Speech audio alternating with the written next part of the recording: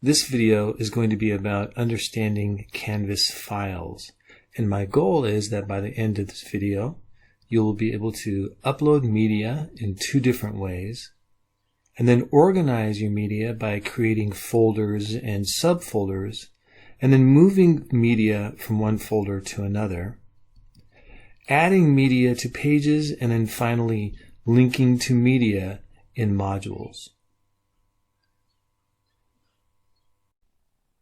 So I'm in my Canvas test course right now, and I'm on the page. This is my home page that I made in a previous video.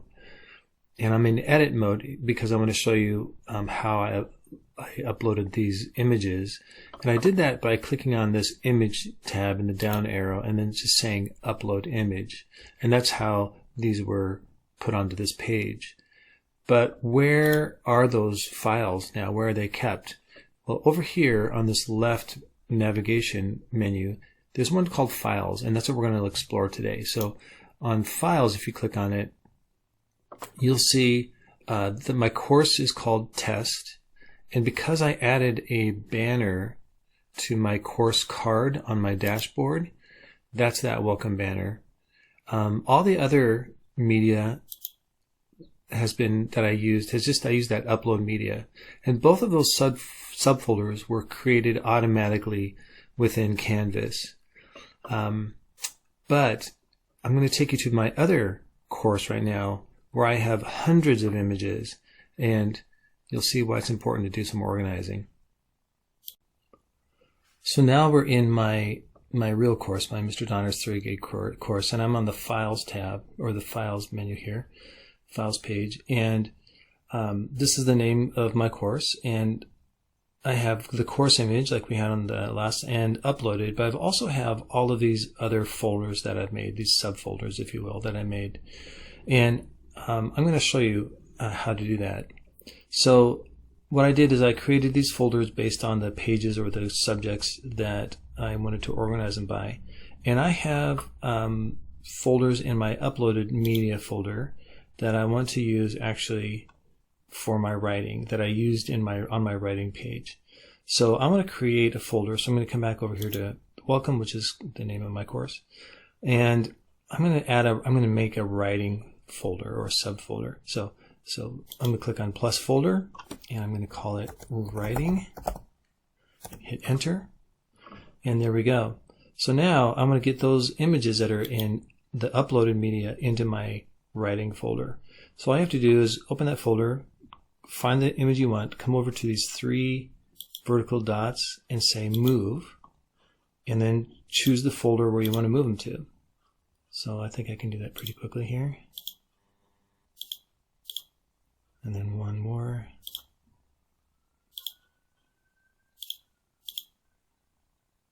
Okay, so now when I come over here to the writing folder, there they are. And I'm going to show you why that's helpful. So another thing, if I didn't have these, before I go on, if I didn't have these in here, but I've made them and I knew I wanted to use them later on, you can click on here too. You can click on another way to get media, images or videos or audio files or documents, is to create a folder, come over and select upload, and then again it'll take you and you can choose multiple files and then say open, and it'll input them, it'll down or upload them into your folder. So that's another great way to upload files, is to first off create your folders and then upload them right directly into those folders so you don't have to move them around later. So now I'm going to show you why this is helpful. So if I come over to my pages, and I've created a page just to kind of test here. So here's one called image test.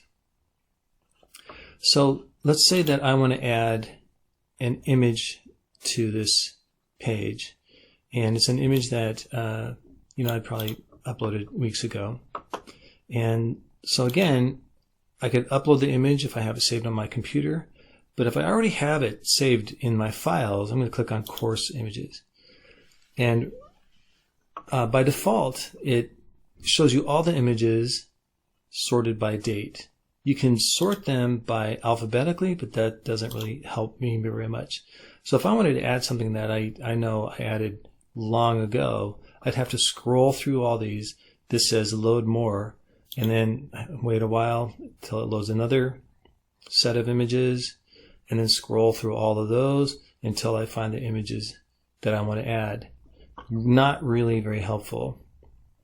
So the other way is to click on, instead of just clicking on images, I can choose, well, documents. Well, I don't have any documents right now.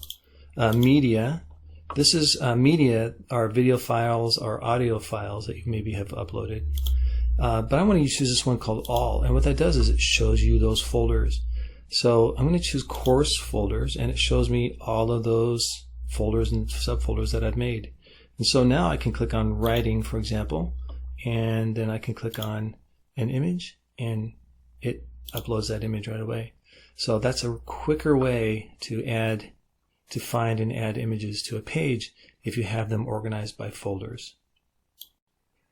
Okay, so the last thing I want to show you is how to add media to a module path.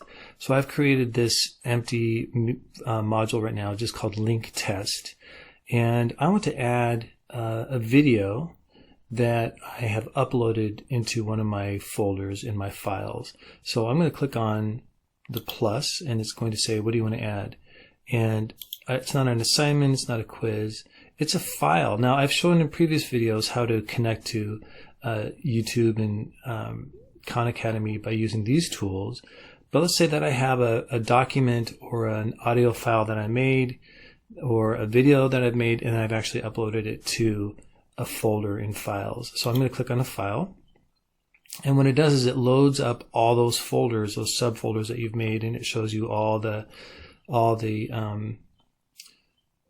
media in all those folders. Now mine is in that uploaded media right now. So right here, and this is the video that I'm going to add. So I'm going to click on add item, and what it did is it just pops it in there.